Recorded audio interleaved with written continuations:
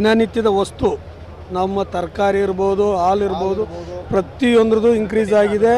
ಹಾಗಾಗಿ ನಾವು ಇದನ್ನು ಸರ್ಕಾರದ ವಿರುದ್ಧ ನಮ್ಮ ಆರೋಪ ಇದ್ದೇ ಇರುತ್ತೆ. ಹಾಗಂತ ನಾವು ಲಾರಿಯವರು ಬೆಂಬಲ ಏನು ಕೊಡ್ತಾ ಇಲ್ಲ ಅಂತಲ್ಲ, ಕೊಟ್ಟರು ಕೂಡ ನಮಗೆ ಇವತ್ತಿನ ಇಲ್ಲಿ ಪರಿಸ್ಥಿತಿನ ತಕ್ಕನಾಗಿ ಅನುಗುಣವಾಗಿ ನಾವು ನಡ್ಕೋಬೇಕಂತ ವಾತಾವರಣ ಸೃಷ್ಟಿಯಾಗಿದೆ ಹಾಸನಲ್ಲಿ. ಹಾಗಾಗಿ ನಾವು ಈ ಕಡೆ ಕಾಂಟ್ರಾಕ್ಟ್ಗಳಿಗೂ ಹೊರೆ ಆಗ್ದಾಗೆ ಈಗ ನಿನ್ನೆ ಮಧ್ಯಾಹ್ನ ಬಂದಿದೆ ರೇಕು, ಅವ್ರಿಗೆ ಈಗ ಬೆಳಿಗ್ಗೆ 6:30ಯಿಂದ ಡೆಂಬ್ರೇಜನ್ನು ಸ್ಟಾರ್ಟ್ ಆಗುತ್ತೆ. ರೈಲ್ವೆಲಿ ಒಂದು ಬೋಗಿಗೆ 4,00,000 ರೂಪಾಯಿ ಸ್ಟಾರ್ಟ್ ಆಗುತ್ತೆ. ಈಗ 32 ಬಾಕ್ಸ್ ನಿಂತಿದೆ. ಹಾಗಾಗಿ ಕಾಂಟ್ರಾಕ್ಟನ್ನ ಹಿತದೃಷ್ಟಿ ಪ್ಲಸ್ ನಮ್ಮ ರೈತರ ಹಿತದೃಷ್ಟಿಯಿಂದ ನಾವು ಅನಿವಾರ್ಯವಾಗಿ ಲಾರಿನ ಓಡಿಸೋಂಥ ಸನ್ನಿಧ ಸ್ಥಿತಿಯಲ್ಲಿ ನಾವು ಇದ್ದೀವಿ. ಸರ್, ಲಾರಿ ಸಾಮಾನ್ಯವಾಗಿ ಲಾರಿಯಲ್ಲಿ ಭಾಳ ತೊಂದರೆ ಆಗಿದೆ. ಟ್ಯಾಕ್ಸು, ಇನ್ಶೂರೆನ್ಸು, ಎಫ್ ಸಿಗೆ ಮಾತ್ರ ಆರ್ ಟಿ ಒ ಆಫೀಸಲ್ಲಿ ಚೆನ್ನಾಗಿ ಬರ್ತಾ ಇಲ್ಲ. 3 ತಿಂಗಳಿಂದ ಅದು ತಾಸ್ತಾ ಇದ್ದಾರೆ. ಗಾಡಿ ಟ್ರಾನ್ಸ್ಫರ್ ಆಗ್ತಾ ಇಲ್ಲ. ಭಾಳ ಹಿಂಸೆ ಆಗ್ತಾಯಿದೆ. ಟೈರಿಂದು, ಇನ್ಶೂರೆನ್ಸು ಪ್ರತಿಯೊಂದು ಜಾಸ್ತಿ ಆಗ್ತಿದೆ. ನಾವೇನು ಅನಿವಾರ್ಯವಾಗಿ ನಾವು ಲಾರಿ ಈಗ ಹೊಡಿಬೇಕಾಗಿದೆ, ಗೊಬ್ಬರ ಬೇಕಾಗಿದೆ. ರೈತರಿಗೋಸ್ಕರ ನಾವು ಮಾಡಬೇಕು. ಮತ್ತು ನಮಗಂತೂ ಭಾಳ ಹಿಂಸೆ ಆಗಿದೆ. ಯಾರೂ ಲಾರಿಯವ್ರು ಅನುಕೂಲತೆ ಇಲ್ಲ. ಸುಮ್ಮನೆ ಏನೋ ಕಾಟಾಚಾರಕ್ಕೆ ಓಡಿಸ್ತಾ ಇದ್ದೀವಿನ ಲಾರಿಯಿಂದ ಬೆಂಬಲ ಕೊಡೋಕ್ಕೆ ಅಂಥ ಪ್ರಶ್ನೆ ಇಲ್ಲ, ಬೆಂಬಲ ಕೊಡ್ತೀವಿ. ಆದರೂ ನಮ್ಗೆ ಭಾಳ ಹಿಂಸೆ ಆಗಿದ್ದರಿಂದ ನಾವು ಈಗ ರೈತರಿಗೋಸ್ಕರ ಮತ್ತು ಕಂಡಕ್ಟರ್ಗೋಸ್ಕರ ಮಾಡ್ತಾಯಿದ್ದೀವಿ. ಇನ್ನೊಂದು ಏನಂದರೆ ಇನ್ಶೂರೆನ್ಸ್ ಲಾರಿ ಅಂತ ಹೇಳಿದ್ರೆ ಹೋದ ವರ್ಷ ನೋಡಿದರೆ ಡೀಸೆಲ್ ರೇಟು ಅಲ್ಲಿ ಇಳಿಕೆ ಆಗ್ತಾಯಿದೆ, ಇಲ್ಲಿ ಜಾಸ್ತಿ ಆಗ್ತಾಯಿದೆ ರೇಟು.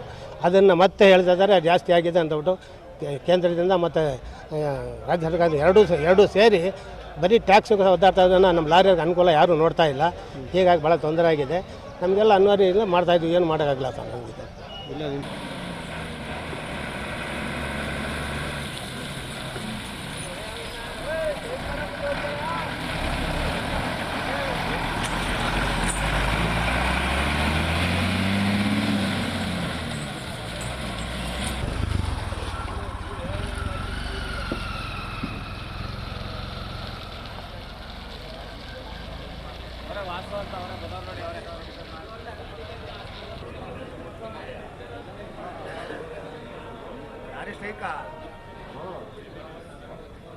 ಫುಲ್ ಮುಂದಾಗಿದೆ.